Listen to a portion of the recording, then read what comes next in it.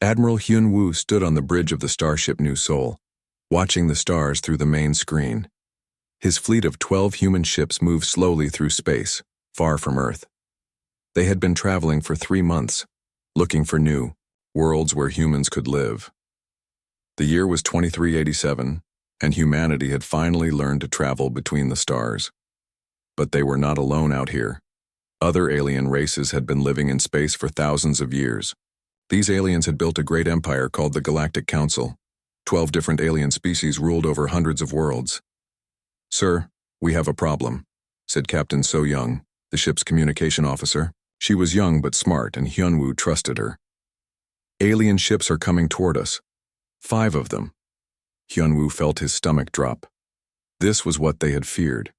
The human ships were not built for war. They were exploration ships meant to find new homes for Earth's growing population. Each ship carried scientists, engineers, and families looking for a better life. "Put them on screen," Hyun-woo ordered. The alien ships appeared on the main screen. They were huge, much bigger than the human ships. Their hulls were dark metal with sharp edges. Strange lights blinked along their sides. These were warships, built to kill. "Incoming message, sir," So-young said.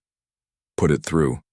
A face appeared on the screen that made several humans step back in fear. It looked like a giant insect with 6 eyes and a mouth full of sharp teeth.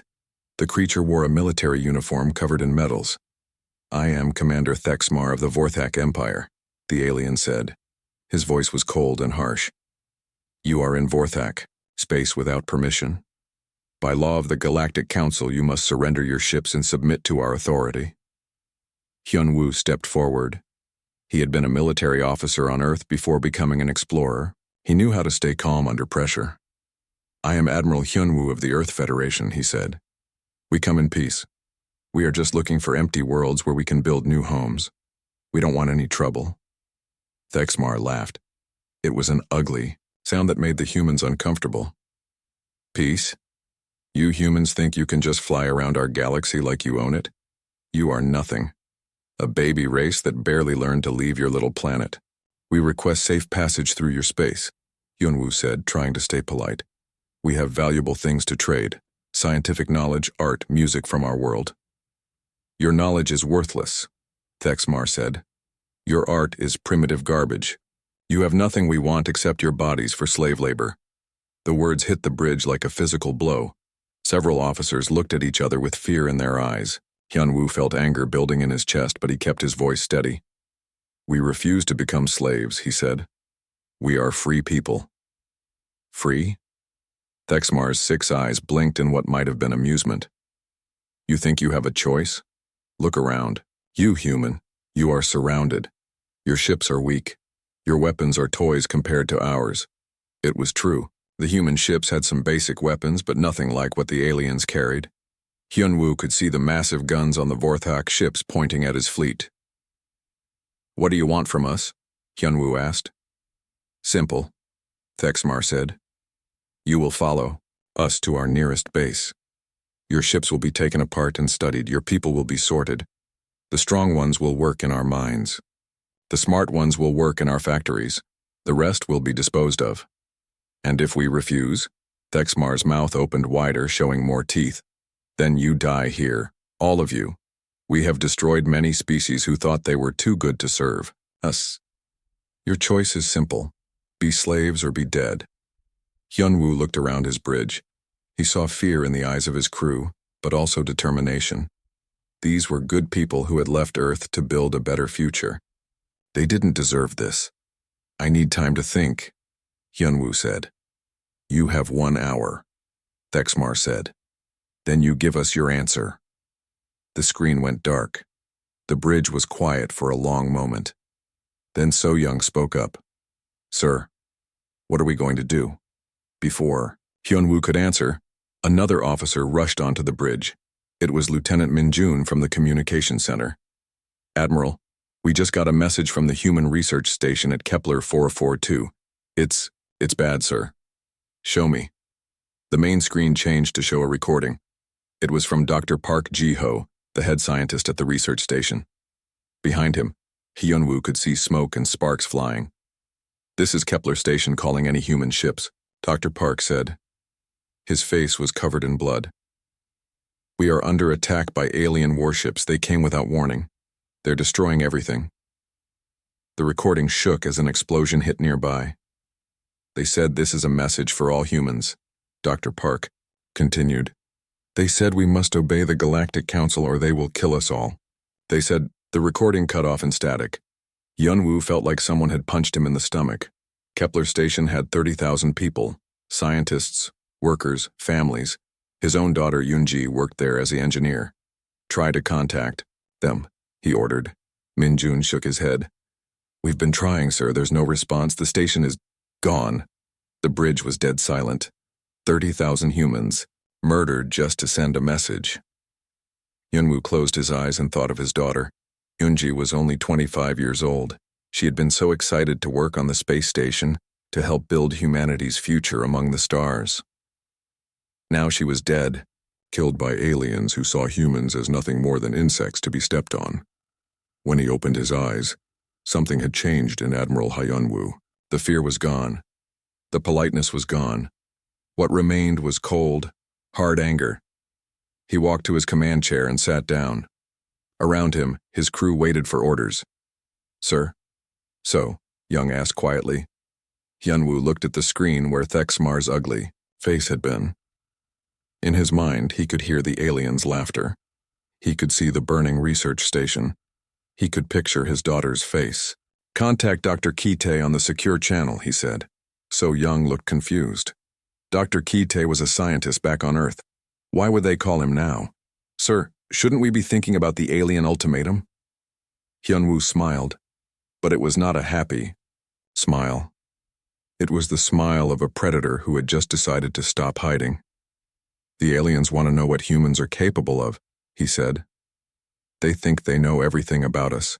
They think we're weak and helpless. He stood up and looked at his crew. These were good people. His people. And someone had just killed 30,000 more of his people. It's time they learned what happens when you back humans into a corner, Hyunwoo said. Contact Kitai.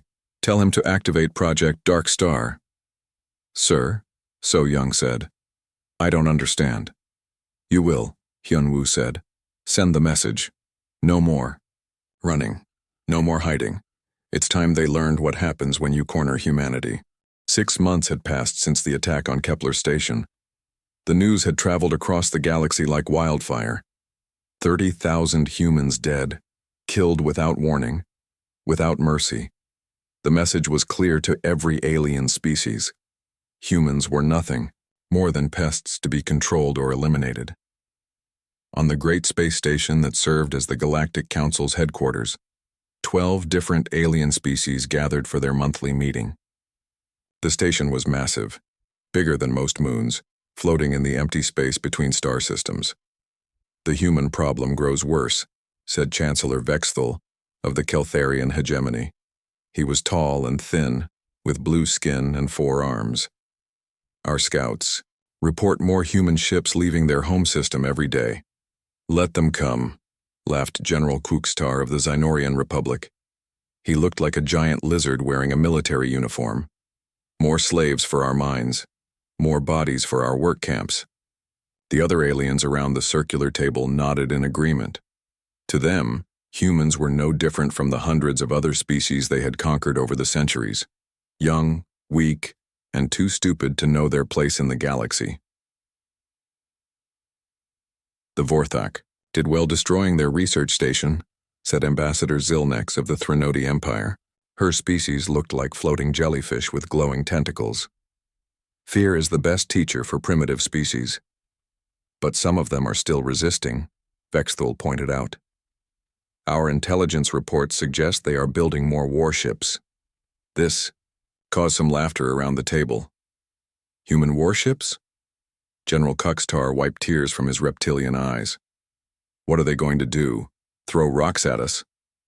Meanwhile, on Earth, something very different was happening. Deep underground, in a secret facility hidden beneath the mountains of Korea, Dr. Kite worked frantically at his computers. The laboratory around him buzzed with activity as hundreds of scientists and engineers rushed to complete their work. How much longer? asked Director Sungmin as he walked up to Ki-tae's workstation. Sungmin was an older man who had spent his life preparing for this moment. 2 more weeks, Ki-tae said without looking up from his screen. The last ship will be ready in 2 weeks. Around them, the facility hummed with power. This was Project Dark Star, humanity's greatest secret.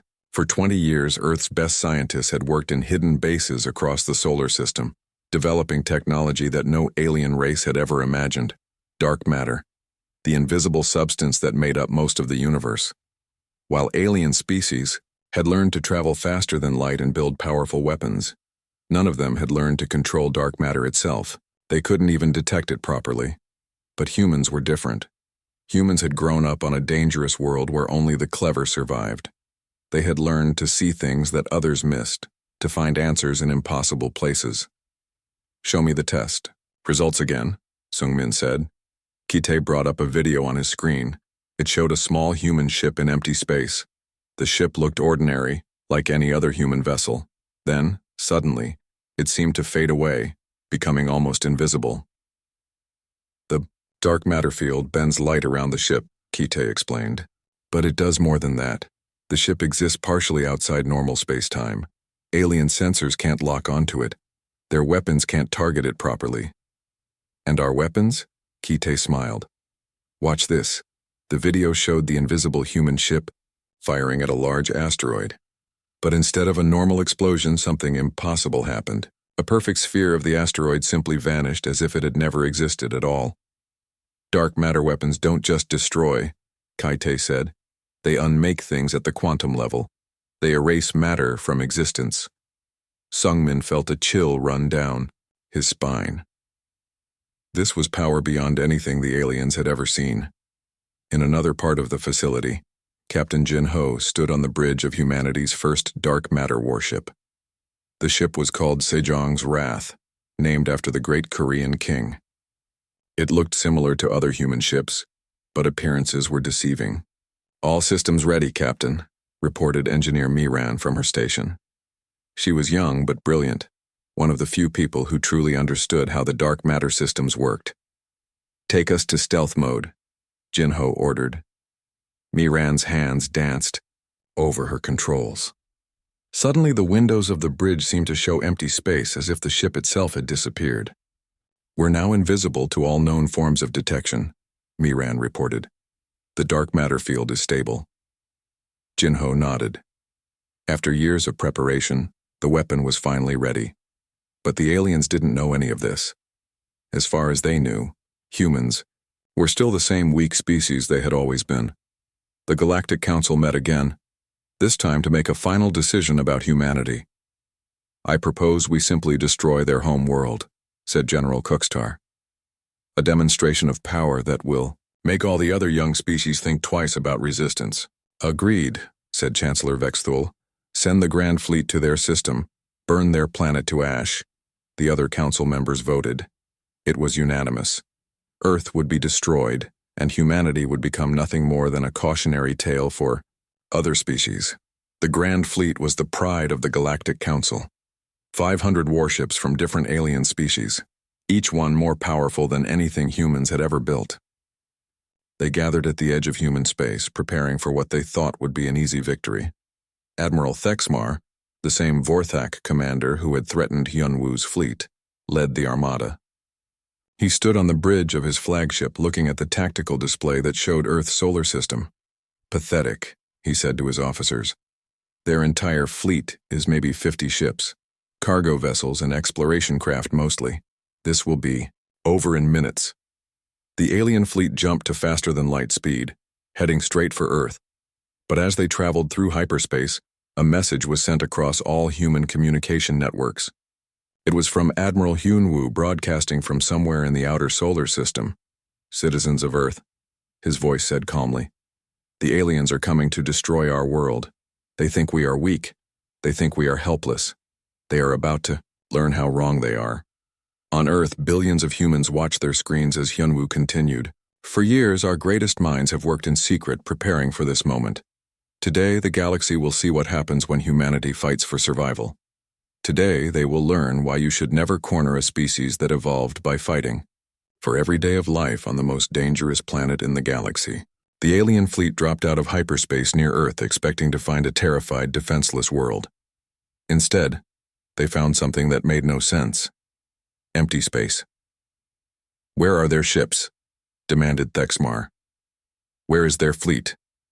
His sensor officer checked his instruments again.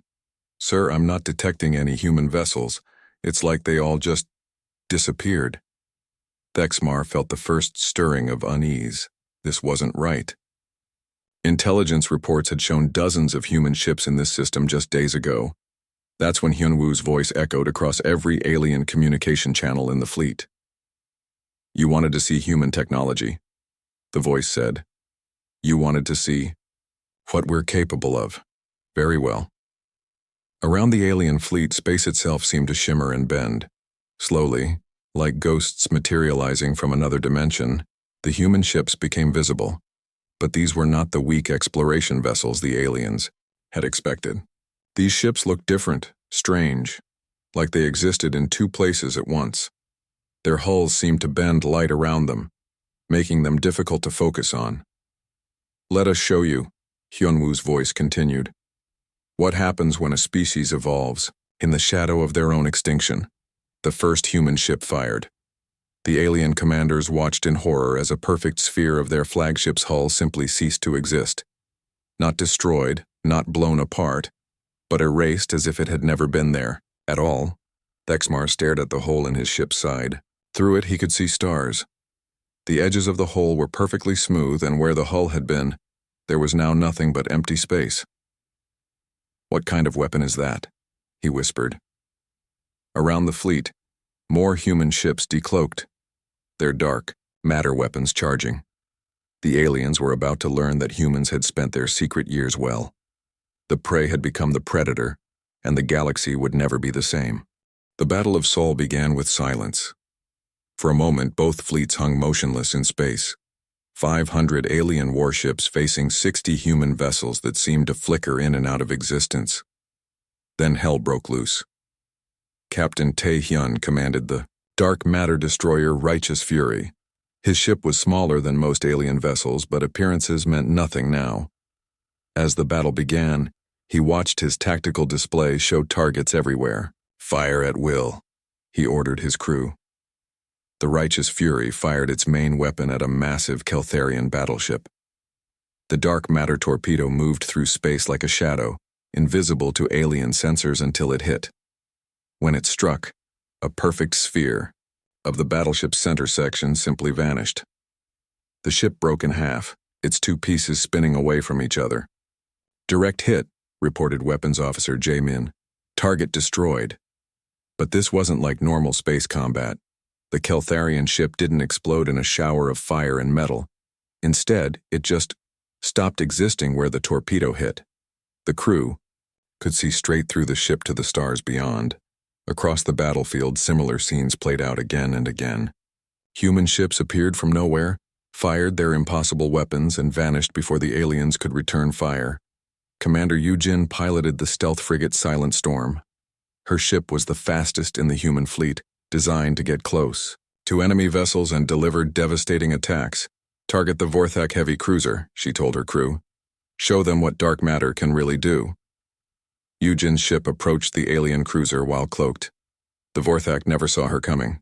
Instead of firing a torpedo, Yujin activated her ship's most terrifying weapon, the space-time inversion beam. The beam hit the Vorthak cruiser, and something impossible happened. The ship turned inside out. Its hull became its interior became its hull. Alien crew members found themselves floating in space while their ship's engine room appeared on the outside. The psychological effect on the alien fleet was immediate and devastating.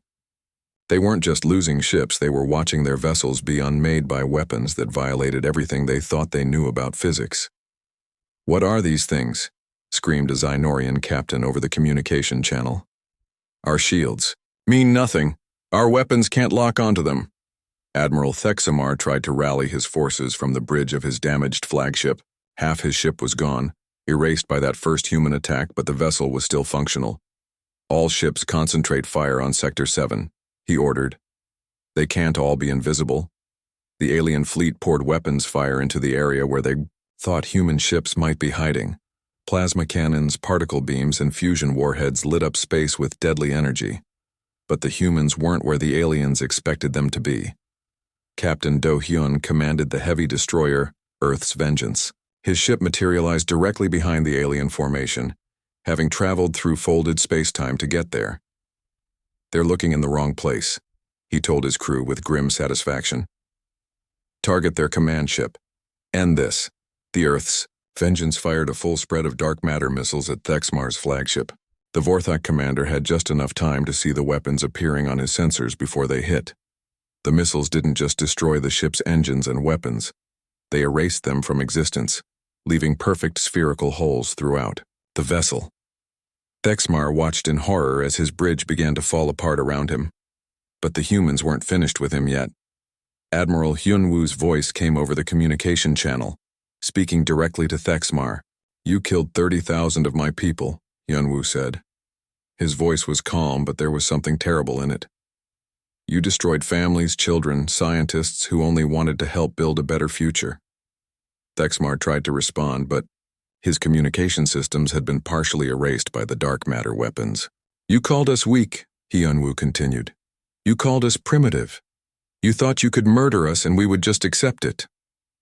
Around the battlefield, more alien ships were being destroyed or disabled.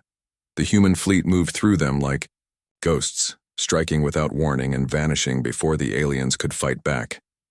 Captain Minho commanded the assault cruiser, Indomitable Will. His ship specialized in close combat, using dark matter fields to tear enemy vessels apart from the inside. "Take us into their formation," he ordered. "Show them what happens when you threaten Earth's children." The Indomitable Will phased partially out of normal space-time, allowing it to pass right through an alien battle line without taking damage. As it moved through each ship, it left behind dark matter charges that exploded seconds later, creating void spheres throughout the enemy hulls.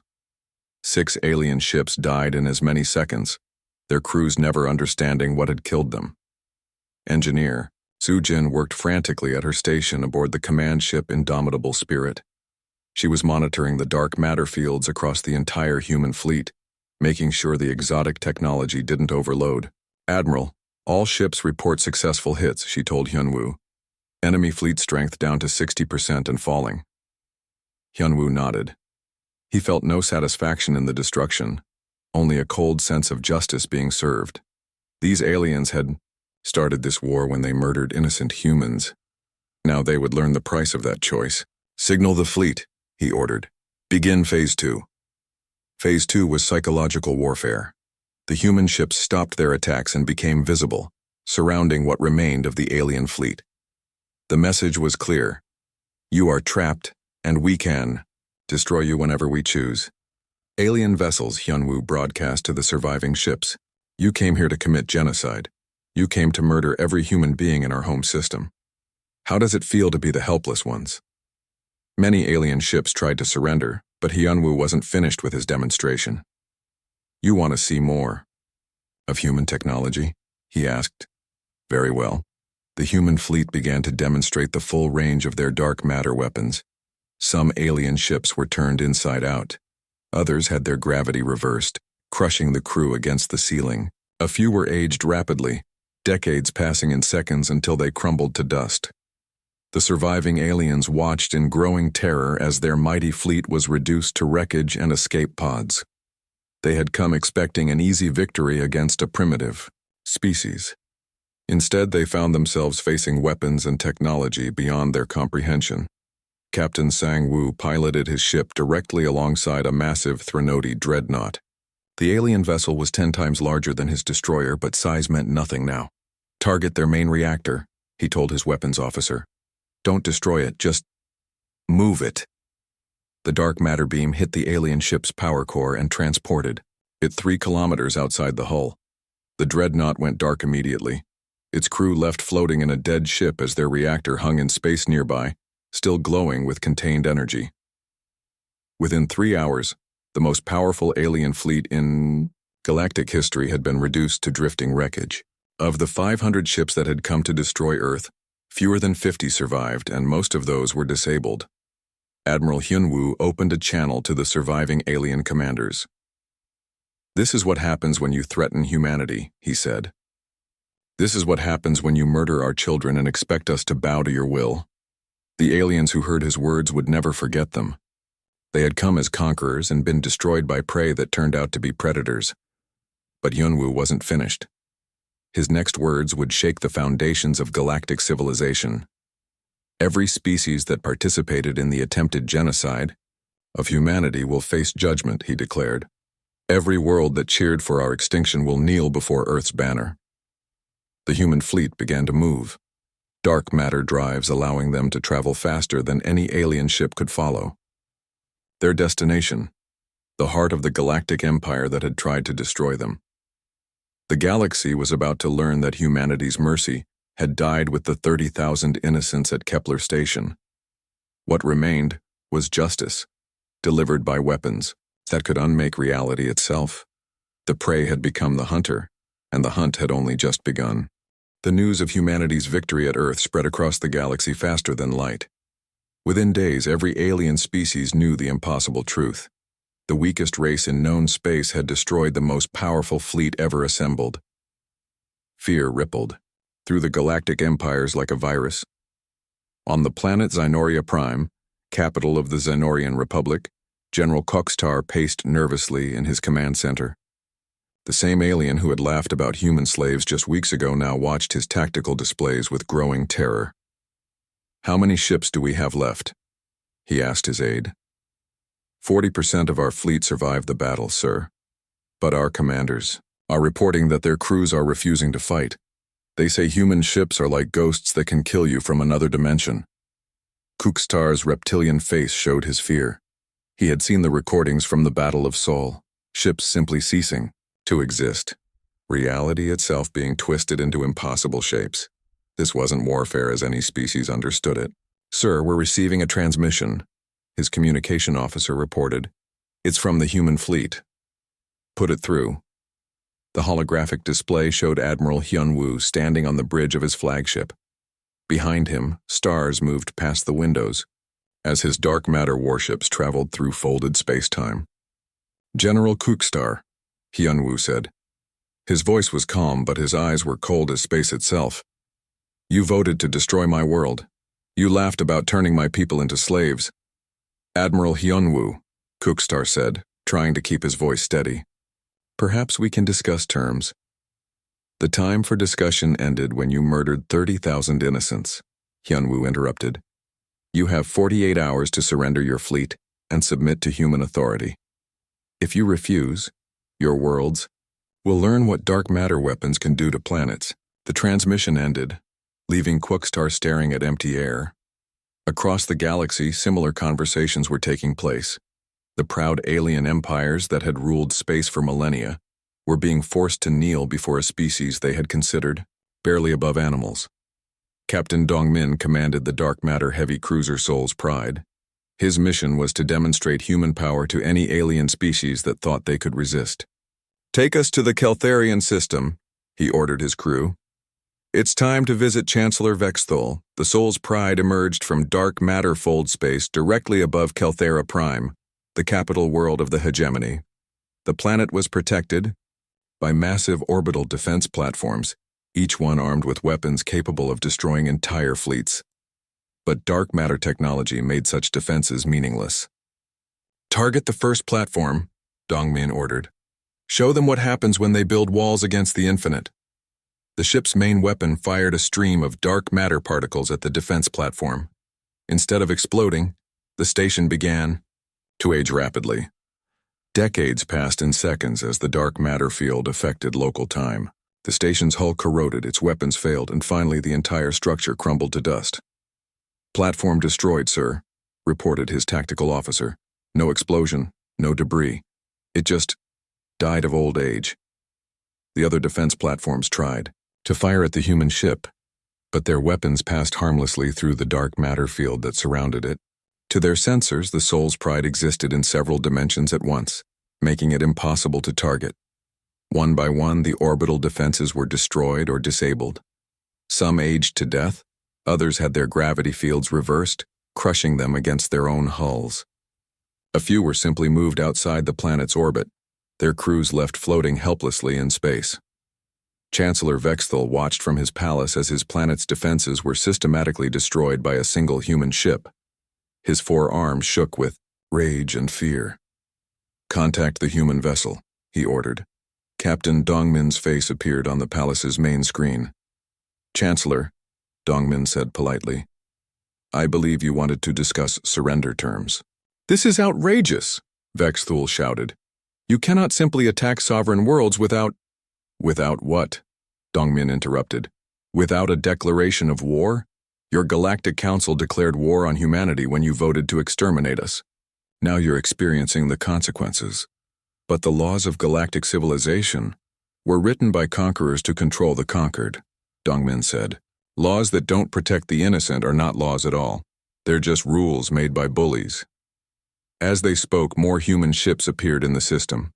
Dark matter destroyers, stealth frigates, and heavy battleships materialized from folded space. The Keltharian fleet tried to respond, but their ships were decades behind human technology. Fleet Admiral Hei-Wan commanded the siege fleet from her flagship Eternal Justice. She had been chosen for this mission because of her expertise in psychological warfare. "Keltharian vessels," she broadcast to the alien fleet. "You have one chance to surrender. Power down your weapons and prepare to be boarded. Any ship that fires on us will be erased from existence." Some alien captains tried to fight. Their ships lasted seconds before dark matter weapons unmade them at the quantum level. Others tried to run, but human ships could travel through dimensions, making escape impossible. Within hours, the Keltharian hegemony's home fleet was completely destroyed or captured. "Bring me to the surface," Hei-Wan ordered. "It's time to have a conversation with their chancellor." Chancellor Vexthal waited in his throne room as human soldiers materialized around him. They hadn't used doors or windows. They had simply stepped out of folded space-time, appearing like ghosts in the heart of his palace. Admiral Hei-Wan walked up the steps to his throne. She was smaller than most aliens, but her presence filled the room with quiet authority. "Chancellor Vexthal," she said, "by the authority of the Terran Commonwealth, you are under arrest for crimes against humanity. I am the ruler of 40 star systems." Vexthal protested. "You cannot treat me like a common criminal. You voted to commit genocide against my species," Hei-Wan replied. "That makes you a war criminal. The fact that you rule star systems just makes your crimes worse." She gestured to her soldiers. "Take him." As the Keltharian leader was led away in chains, news of his capture spread across the galaxy. The message was clear. No alien leader was safe from human justice. Meanwhile, Dr. Wu Jin worked in a temporary laboratory set up on a captured alien world. He was studying genetic samples from different species, trying to understand how the galactic empires had maintained control for so long. "This is incredible," he told his research team. "Look at these genetic modifications. Every species in the galaxy has been altered." "Altered how?" asked his assistant, Dr. He-Young. "Their aggression has been bred out of them," Wu Jin explained. "Their natural survival instincts have been suppressed. The ruling species modified the others to make them more compliant, more willing to accept orders. But humans were never modified." "Exactly. We retained our natural aggression, our willingness to fight for survival. That's why the aliens couldn't understand us. They had forgotten what an unmodified species could do when threatened. The implications were staggering. The galaxy's rulers had created a civilization of sheep, designed to be controlled. Humanity was the wolf that had wandered into their carefully ordered world." Back in space, Specialist Xiang-Ho worked at his communication station aboard the fleet flagship. His job was psychological warfare, broadcasting human culture to conquered worlds. "Begin transmission," he told his team.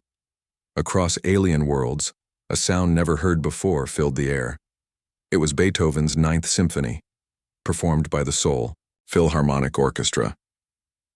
The music was complex, emotional, and beautiful in ways that alien cultures had forgotten how to create. To species that had been genetically modified for compliance, the symphony was a revelation.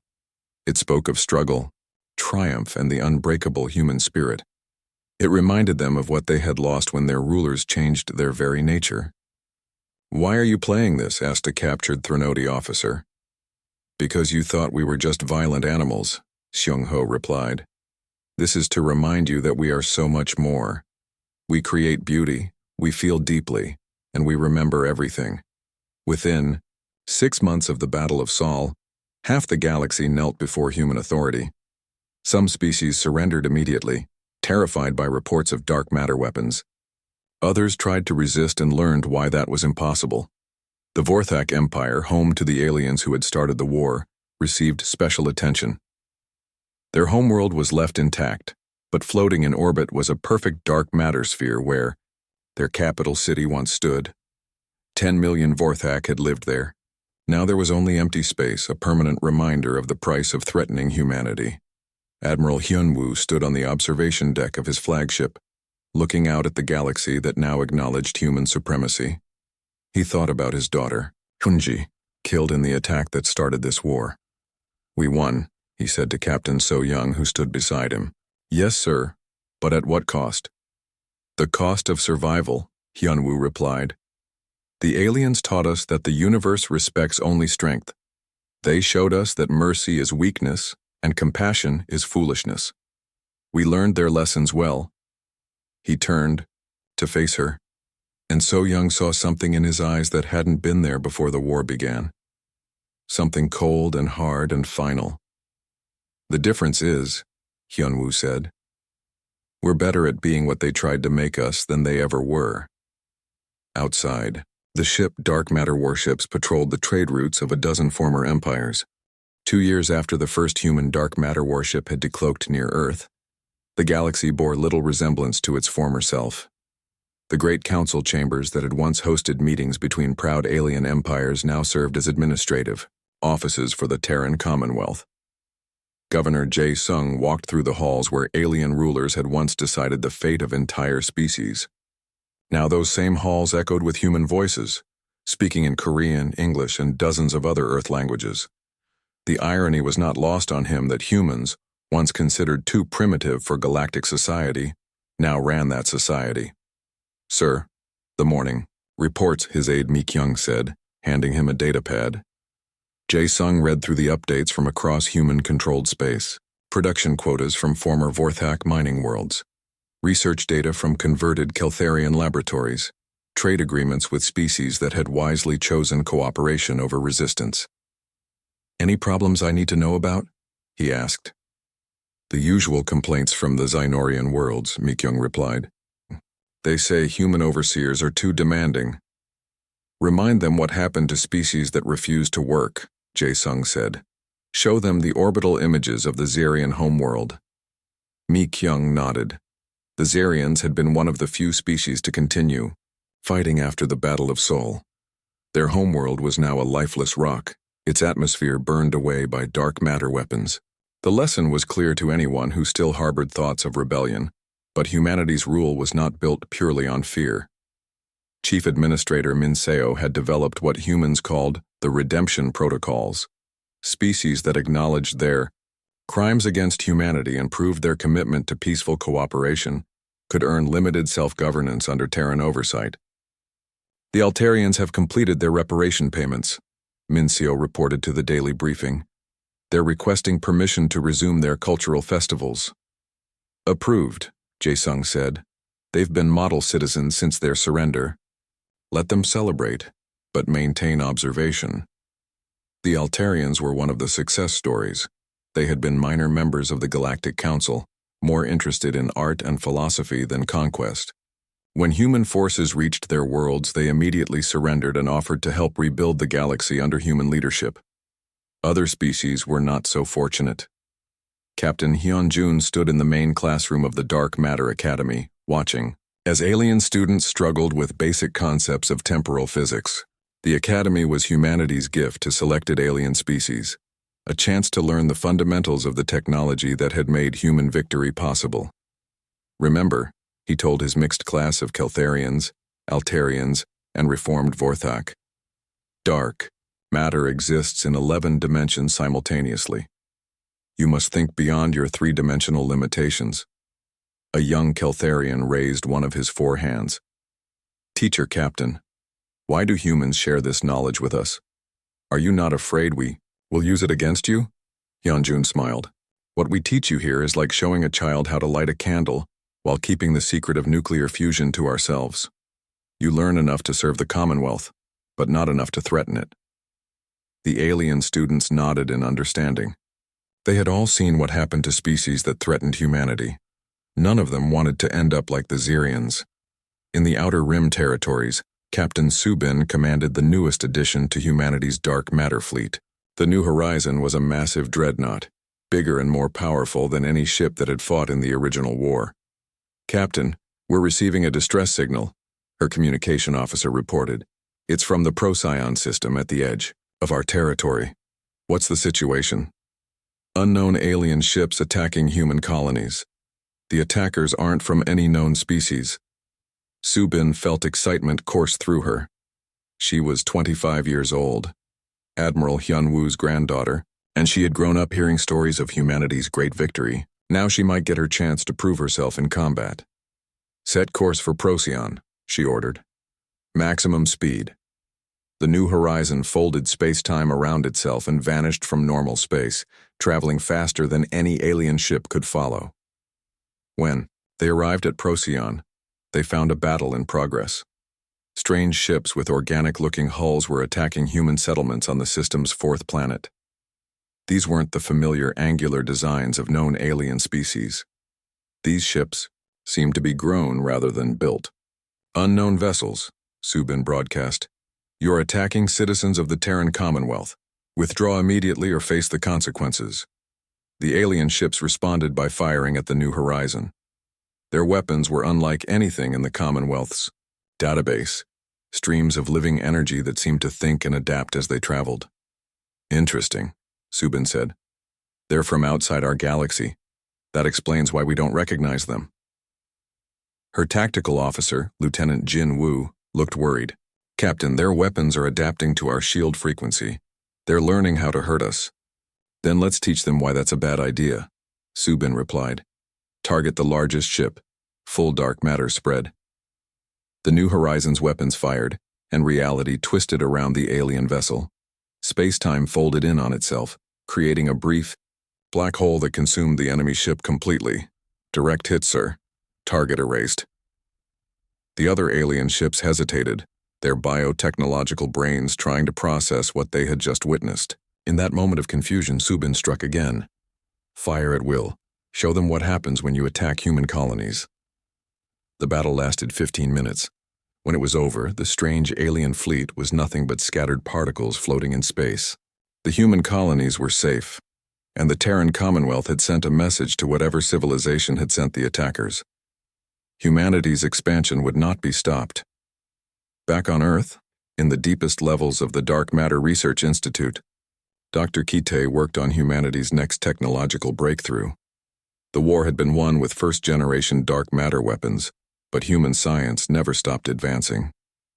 The quantum tunneling experiments are showing promising results, he told Director Sung Min during their weekly meeting.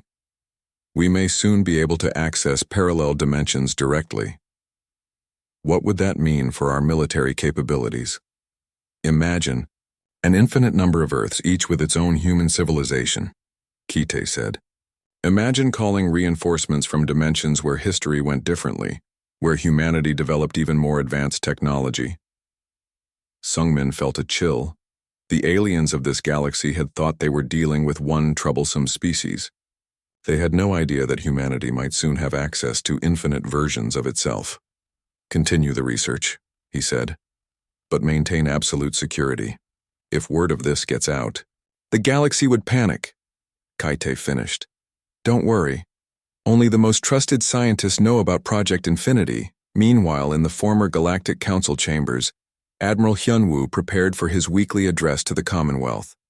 He was now known by the title Protector of the Galaxy, a position that combined military command with civilian authority.